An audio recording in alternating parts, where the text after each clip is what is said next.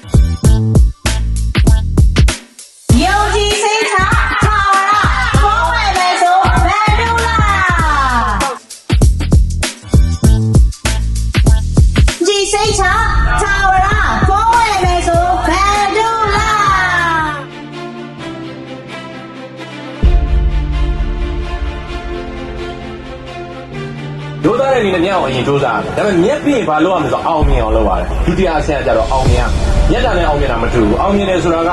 ဝန်ထမ်းတွေကိုလည်းအလုပ်ကိုင်းနေပေးနိုင်ပြီဟဲ့လားကျွန်တော်တို့ကလူအဖွဲ့အစည်းတွေမှာကိုဒီသိက္ခာရှိတဲ့